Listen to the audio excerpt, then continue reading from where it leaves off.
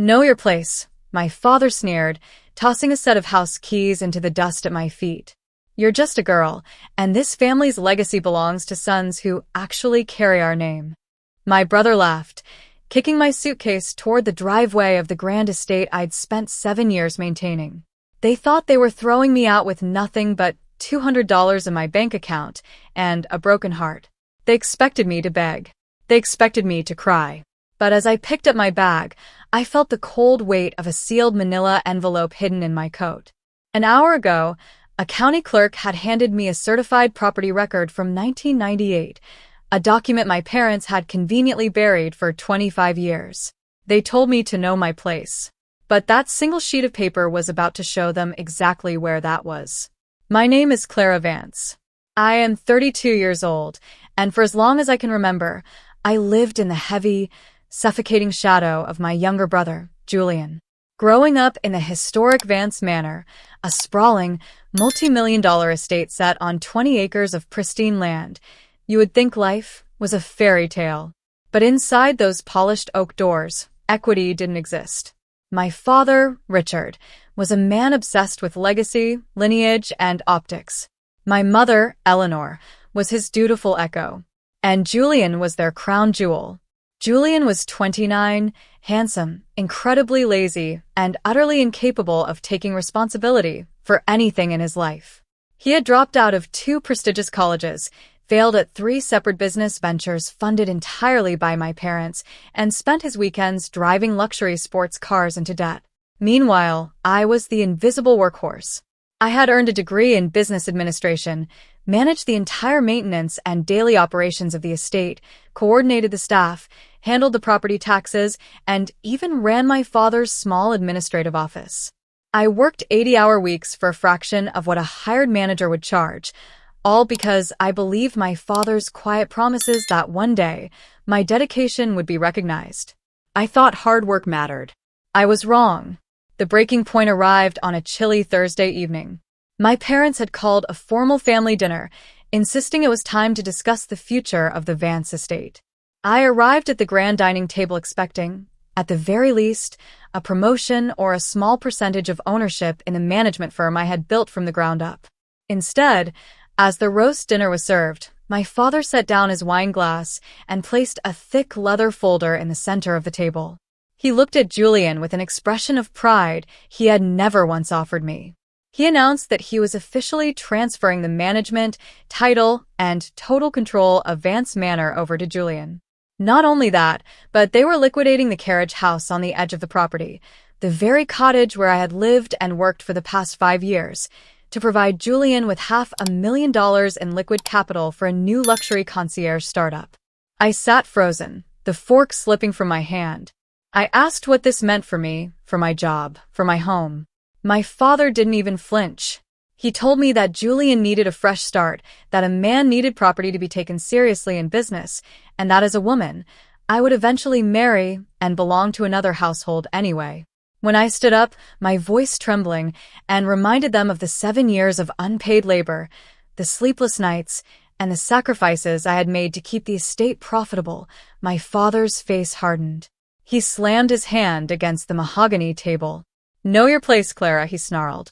"You're just a girl, and this family's legacy belongs to sons who actually carry our name."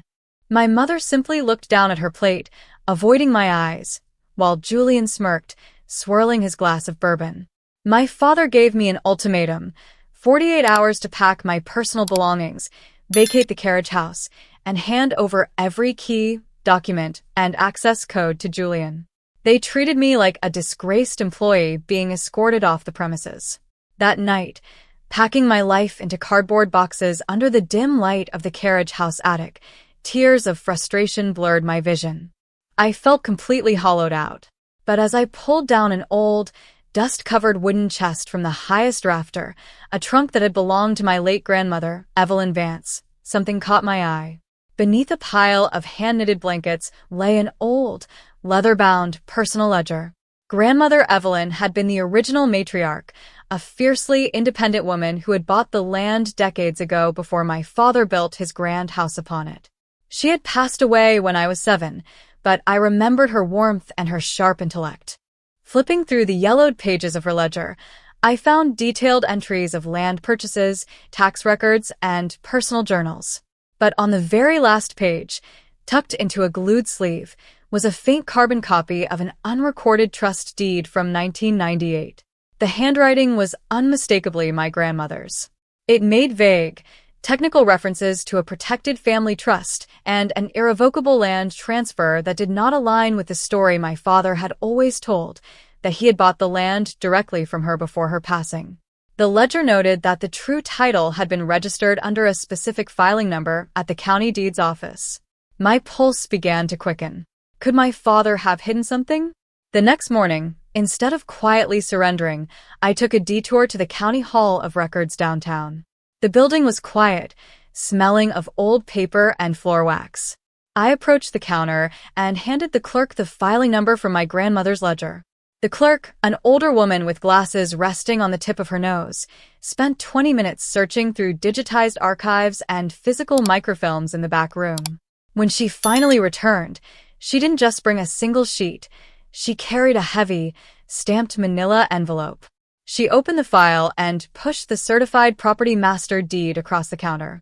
As I read the legal terms, my breath caught in my throat. The records were crystal clear.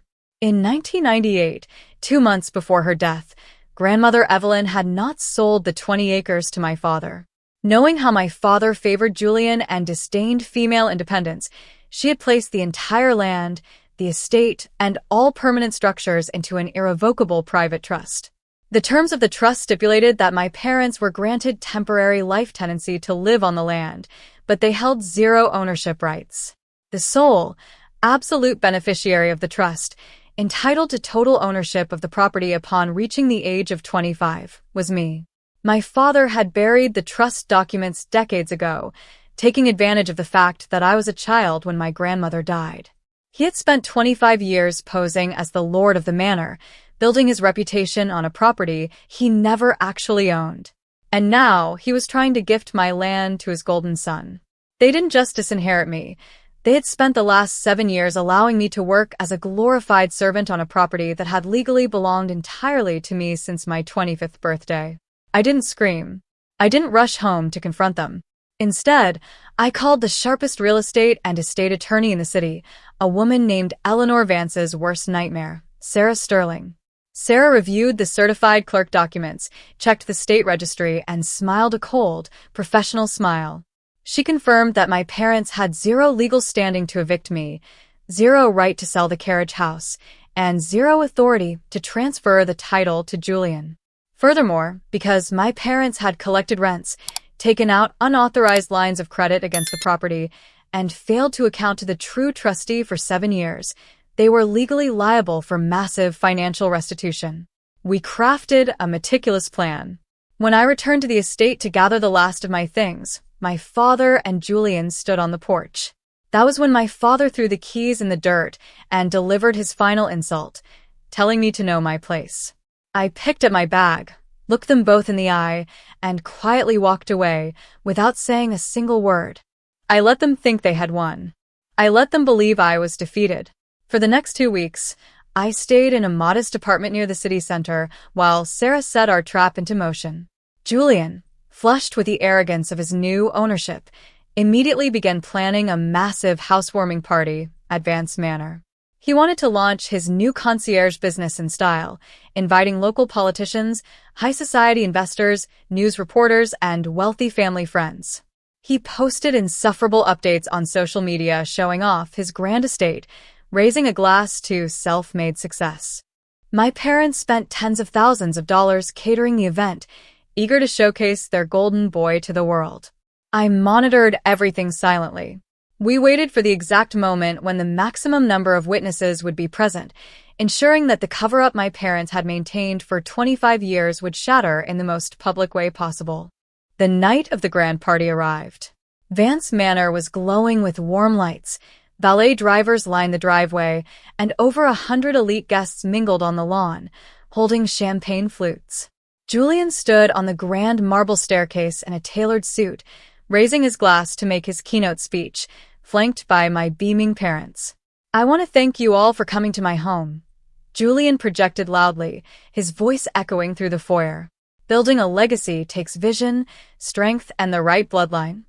Before he could finish his sentence, the grand double doors of the manor flew open. The music cut out.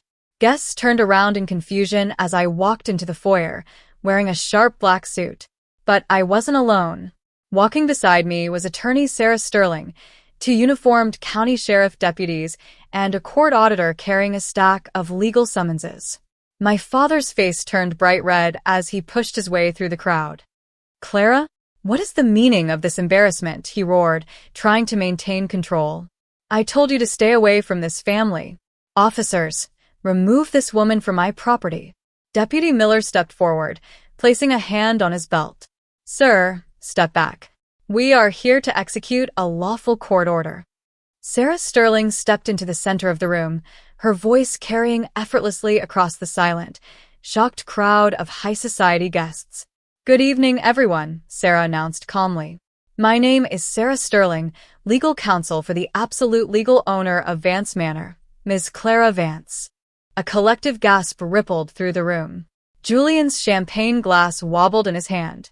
My mother clutched her pearls, looking as though she might faint. "That's a lie," my father screamed, his composure completely breaking down. "I built this house. I own this land." Sarah pulled out the certified 1998 master deed and the court injunction, displaying them clearly. Under the terms of the Evelyn Vance Irrevocable Trust of 1998, Richard and Eleanor Vance were granted temporary residency only. They held zero ownership rights. As of 7 years ago, total title vested exclusively in Clara Vance. Richard Vance has illegally concealed this title, attempted to fraudulent convey property he does not own, and mismanaged trust assets. Sarah turned directly to Julian, whose face had gone completely white. "Mr. Julian Vance, you are currently trespassing on private property. The court has issued an immediate freeze on all transfers involving this land. Furthermore, Richard and Eleanor Vance are hereby served with a formal notice of eviction, effective in 30 days, along with a legal demand for $400,000 in back rent and unauthorized asset liquidation." The silence in the room was absolute. Local news reporters who had been invited to cover Julian's business launch began raising their cameras, snapping photos of the legal documents and my father's horrified expression. Guests began whispering frantically, pulling back from my brother as if he were toxic. Julian looked at my father, waiting for him to fix it, but my father stood frozen, stripped of his dignity, his lies exposed to the very community he had spent a lifetime trying to impress. I stepped forward, walking right up to the bottom of the staircase where my father and brother stood. I looked up at them, calm, grounded, and entirely unbothered by their panic. "You told me to know my place," I said quietly, my voice echoing off the high ceilings. "As it turns out, my place is at the head of the table, and yours is off my property." The fall from grace was swift and absolute. Within 48 hours, the story of the Vance family fraud had circulated throughout the business community. Julian's prospective investors backed out immediately, refusing to associate with a man whose entire venture was funded by stolen family assets. Unable to pay back his personal debts, Julian was forced to sell his luxury cars and move into a tiny, one-bedroom basement apartment on the bad side of town, taking an entry-level job just to cover his basic rent. My parents tried to contest the trust in court, but Sarah's evidence was bulletproof. Facing criminal charges for fraud and forgery, my father agreed to a settlement. They surrendered every claim to the property, signed over their remaining liquid accounts to cover the back rent they owed me, and quietly moved into a small retirement condo far away from the city, their reputation in ruins. Today, Vance Manor is no longer a monument to toxicity and favoritism.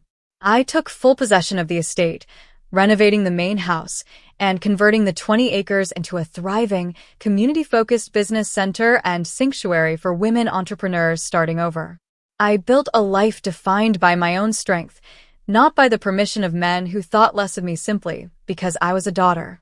Standing on the porch where my father once threw those keys into the dirt, I look out over the land that was always meant to be mine. I learned that knowing your place doesn't mean accepting where people tell you to sit. It means standing tall, finding your truth, and taking back what is rightfully yours. If you were my shoes, would you have exposed them publicly at the party, or would you have handled it quietly behind closed doors? Let me know in the comments below, and don't forget to tell me which city you're watching from today.